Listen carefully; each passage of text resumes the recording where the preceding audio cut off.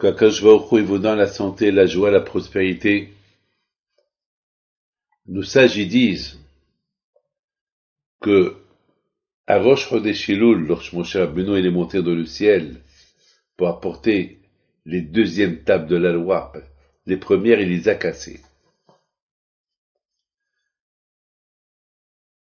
Après 40 jours qu'il est resté au ciel.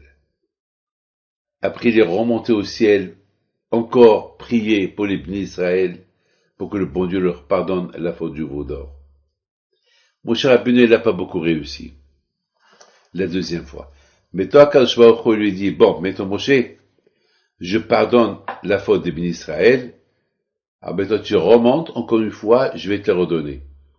Il est remonté la troisième fois, il est resté 40 jours. Alors maintenant la question se pose, pourquoi il est resté 40 jours? Ça y est, Moshe Rabbeinu, il est resté la première fois 40 jours dans le ciel.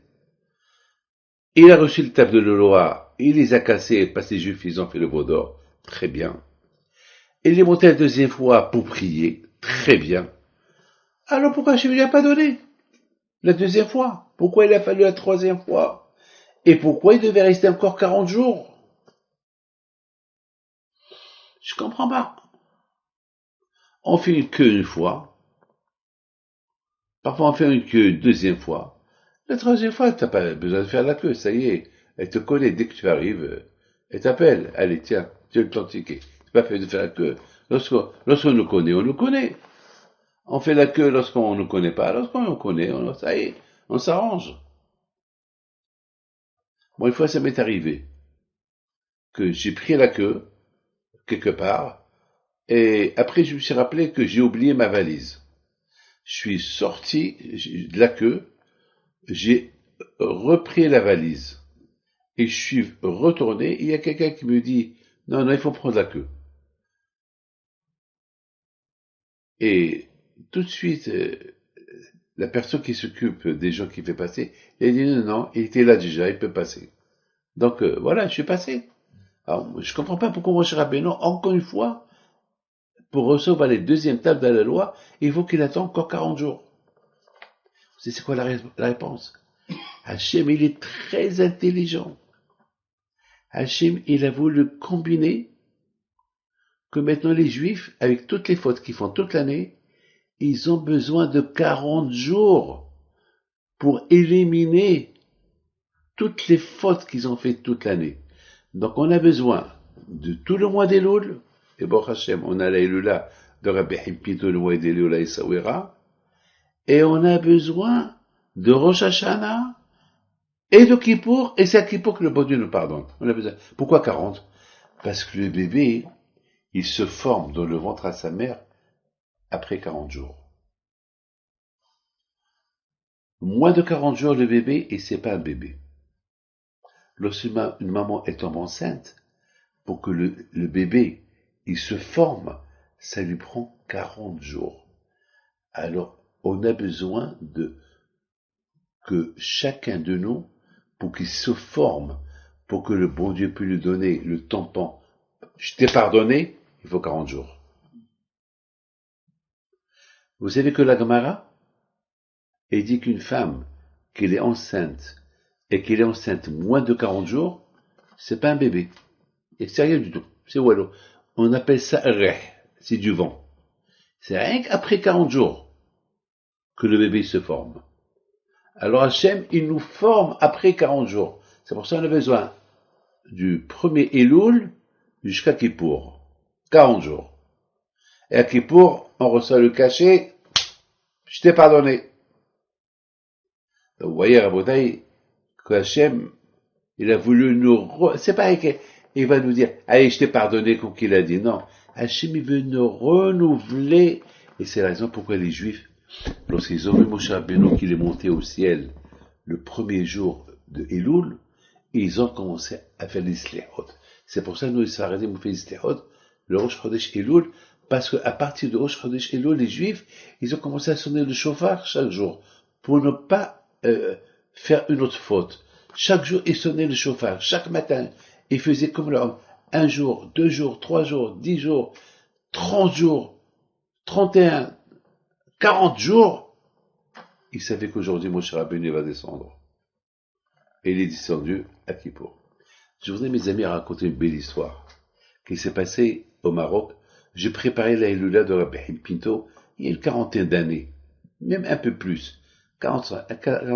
J'étais chez Mardoché Knafo Zechno Lewacha. Et puis, ma montre, elle s'est cassée. Ma montre. Vous savez, la montre, c'est... Je peux pas vivre sans la montre. Vous savez, tout le temps, qu'il est relais, malheureusement, la montre, elle s'est cassée. Et j'ai dit à Mardoché Knafo, tu as une montre? Je me dis, Rabbi David, moi, j'ai une montre, mais j'ai besoin pour le travail. Et j'ai pas une autre montre. Sa femme Zari, elle a une montre, mais c'est une montre de femme. Je veux pas lui prendre sa montre. Et j'ai dit quoi? Alors je suis sans montre, un homme sans montre. Et j'ai dit, bientôt c'est la Hilula de Rabbi Pito, et j'ai des rendez-vous, je dois inviter les gens, et comment je vais faire? Alors Mardoché me dit, alors tu achètes une montre. Je vais acheter une montre, chez qui je vais l'acheter? Chez qui tu vas l'acheter? Je sais pas. Alors, et ça lui a échappé de sa bouche. Il va mettre Rabbi David, viens, on va manger. Parce que, regarde, je dois repartir au travail. Parce que moi, il travaillait à Dawa Omar. Il venait, comme tous les Marocains qui rentraient chez eux à la maison, manger. C'est pas comme aujourd'hui, les femmes, ils préparent un sandwich, ou ils préparent rien du tout à leur mari. Avant, c'était, au Maroc, c'était, les femmes, ils faisaient comme ça à leur mari, les femmes. Et préparaient le repas chaque midi et soir. Bon, bien sûr, au Maroc, ils avaient de l'aide. Au Maroc, c'était pas, à l'époque, il n'y avait pas d'internet, il n'y avait pas de téléphone, il n'y avait pas de belle-mère, il n'y avait pas de beau-père, il n'y avait pas ma cousine. Ils avaient même à la maison, il n'y avait pas de téléphone. Donc vraiment, c'est une vie, Bémet, c'était la belle vie. Aujourd'hui, avec le téléphone, chez Michemont, on est occupé. On est occupé. Le téléphone nous a enlevé la tête. C'est vrai, avec le téléphone, on a tout ce qu'on veut, mais avec le téléphone, on a perdu tout ce qu'on voulait. Alors, voilà. Mes amis, j'ai dit, Ben Pito, fais quelque chose. Donc, vers 2h moins quart, Mardoché Knafo, c'est l'heure où il sort, il va à Place de Verdun prendre un petit taxi pour aller à Davarmar. Voilà, on entend quelqu'un qui tape à la porte. C'est Nissim Meyara Alav Shalom. Sa femme, elle habite là au Canada, à Montréal, et je l'ai vue Shabbat dernier à Orahaim. Elle me dit, Rabbi David, je suis la femme de Nissim Meyara. Vous vous rappelez l'histoire de la montre? Elle habite là, avec ses enfants. Ah, Madame Miyara. Alors que Hachem, on va une fois chez les mains. Et puis voilà, Raboutaï, son mari qui rentre. Nissim, alav shalom. Il dit, Rabbi David, il est là.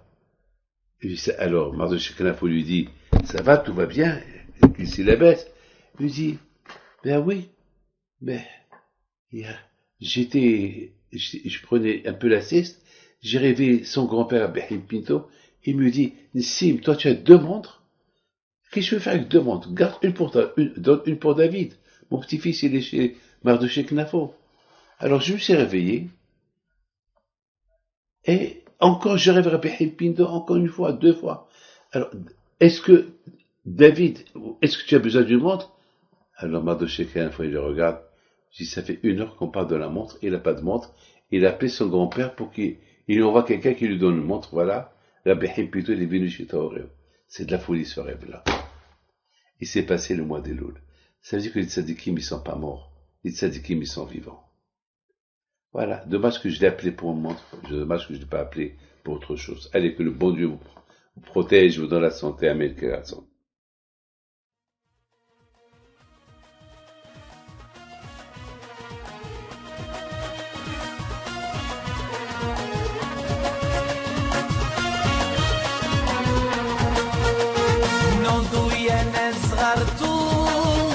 على ربيع حيم بنتو السقف لنا زي